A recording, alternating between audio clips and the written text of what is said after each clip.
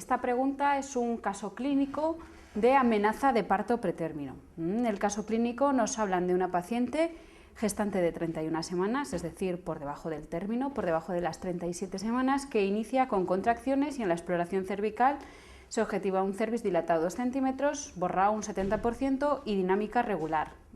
Estas tres cosas unidas dan el diagnóstico de amenaza de parto pretérmino, o sea que deberíamos desechar todas las opciones que nos hablan de que esta paciente no tiene un parto pretérmino.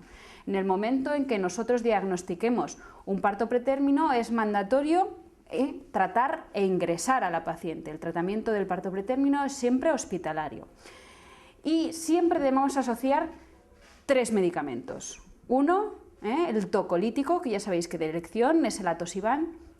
2, los corticoides para la maduración pulmonar. Y 3, la penicilina.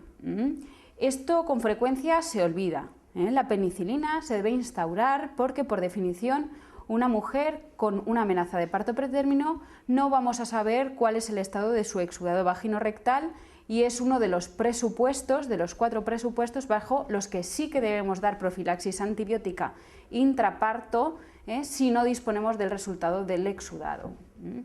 Otra cosa que os debe quedar claro en cuanto al parto pretérmino es que la longitud cervical medida por ecografía transvaginal es muy útil. Longitudes cervicales por debajo de los 3 centímetros hablan de que esa mujer tiene altas probabilidades de desarrollar un parto pretérmino.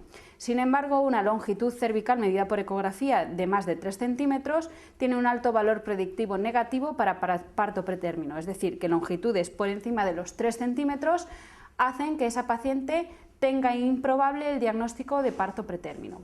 Más cosas que debéis saber de la amenaza de parto pretérmino. Primero, la definición, que ya sabéis que es clínica, dilatación de 2 o 3 centímetros, borramiento del 60 o 70% del cuello y dinámica regular, o sea, una contracción cada 5 minutos. Cuando nos encontramos estas tres cosas asociadas en una paciente, la diagnosticamos de parto pretérmino e inmediatamente la ingresamos para el tratamiento, como hemos dicho antes, con tocolisis, corticoides y penicilina. ¿Qué ocurre cuando una paciente que se queja de contracciones acude a nuestro servicio de urgencias, la valoramos y no encontramos ninguna de estas características? Cuando la paciente que tiene contracciones tiene un cuello sin modificar y además no tiene ninguna dinámica, pues esa paciente se va de alta domiciliaria. El problema del diagnóstico de parto pretérmino viene en las situaciones clínicas que están entre estos dos extremos.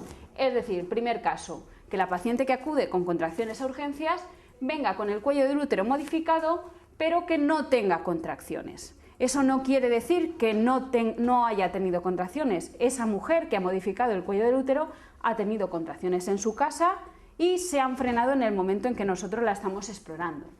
Bueno, pues en esta situación es cuando es especialmente útil medir la longitud cervical por ecografía. Si esa paciente con el cuello modificado en el que no tiene contracciones, tiene un cuello del útero de más de 3 centímetros, puede irse de alta domiciliaria porque tiene un bajo riesgo de amenaza de parto pretérmino. Si esa paciente con el cuello modificado, que no tiene contracciones en el momento en que yo la estoy valorando, tiene un cuello del útero por debajo de 3 centímetros, esa paciente debería quedarse ingresada en observación. Otro de los problemas que se nos plantean con las contracciones pretérmino es cuando existe contracción, pero el cuello del útero está sin modificar. ¿Qué puede ocurrir? Pues que esas contracciones vayan a ser siempre de poca intensidad y nunca vayan a modificar el cuello del útero, o puede ocurrir que esas contracciones poco a poco, paulatinamente, vayan haciéndose de más intensidad y que al final acaben modificando el cuello del útero y produciendo un parto pretérmino. ¿Cómo distinguir estas dos situaciones? Bueno, pues la SEGO lo que indica en estos casos es poner a la paciente en situación de reposo con una sueroterapia intensiva y volver a repetir el registro cardiotocográfico en 2 horas.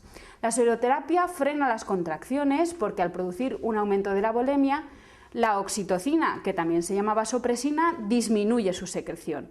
Si era una mínima secreción de oxitocina, vasopresina, esa secreción baja y la sueroterapia es suficiente para inhibirla y frenar las contracciones.